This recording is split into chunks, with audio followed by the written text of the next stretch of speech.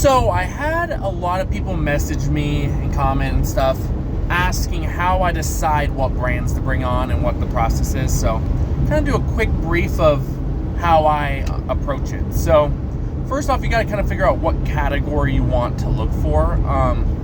Pretty much go in a whole bunch of stores, get an idea of what's selling. You're going to know your demographic. Like where I was in Colorado, there was a lot of Mexicans, so a lot of Hispanic stuff did really well, so I focused on Hispanic candies and whatnot. So kind of have an idea, and then once you figure out kind of what you're looking for, say, hey, I want a jerky. Just go online, and I just Google a whole bunch of different jerky companies, write down lists and whatnot. The very important thing is make sure when you contact them, you're contacting actually the manufacturer. There's so many wholesale companies that like sell a jerky on like their website or whatnot, and you don't want to go through them because they're only going to try to take a cut from you.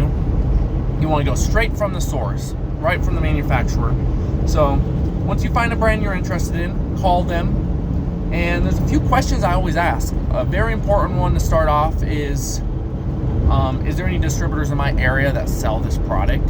You don't really want to compete with a distributor selling the same thing as you in the same stores. It's only going to get messy. It's just not worth it. So you ask that, and then another question is there any minimum orders? You kind of want to know what you're in for.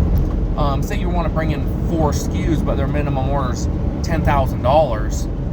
And what if you run out of 1 SKU and you're good for a while? It's like freak. Now it just incentivizes you to keep throwing those big orders. So I really don't like to do more than $5,000 minimum orders, but there's plenty of companies you could be in the $2,000, $1,500, and then obviously try to set up some sort of net terms with them so you don't have to pay it right away.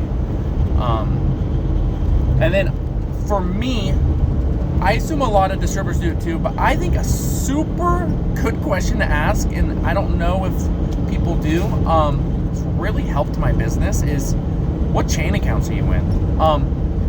One of my local companies I worked with, that it was a jerky company, I was like, hey, what chain accounts are you in? Doing my normal questioning, and they told me I'm in these, but we don't really service them much anymore. They send us email orders, and we don't really hear much, which really excites me when I hear that, because stores forget to send email orders. A lot of vendors come in and write their orders themselves and do it, so they have to do their own email.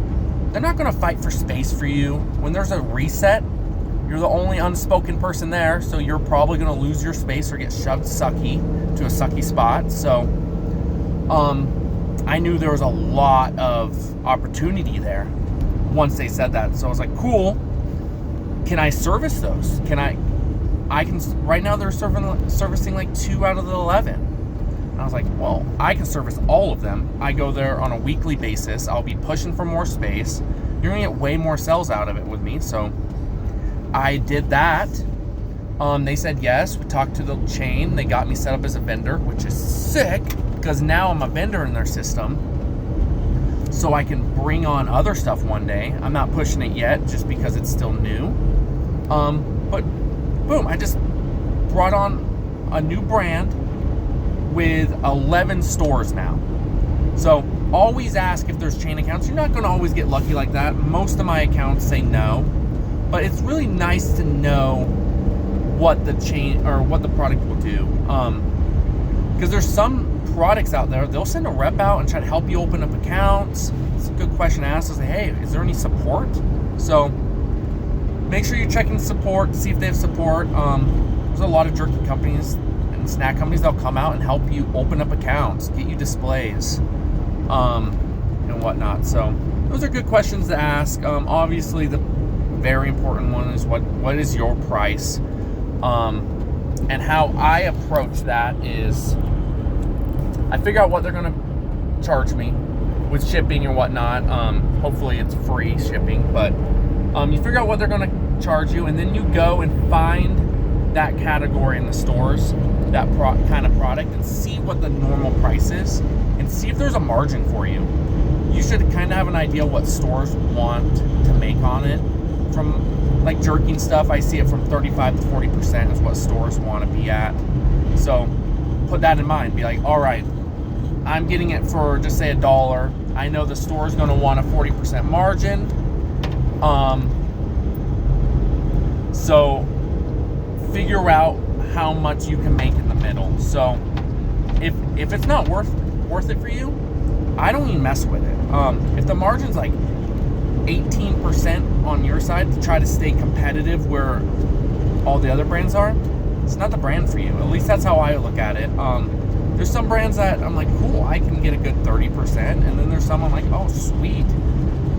To be competitive, I'm at 37%, and I'm right priced with everyone else, or even a little under. So, and then I have some even high as in the 40s. So, I always look to see what that product kind of sells for, what you're getting it for, and then you need to know what the store's margin idea wants, and then you can figure out what you can charge. So, and then that's pretty much the final thing to decide if it's a good brand for you. It's like, you need to know the minimum orders, you need to know if there's any competitors with your brand, do they have chain accounts that you can maybe hop on, and then pricing. Make sure it works for you. So don't be afraid to tell a product no, because it's not worth your time. So those are pretty much what I look for. If you guys have any other questions on that process, just holler at me and I will help as much as I can.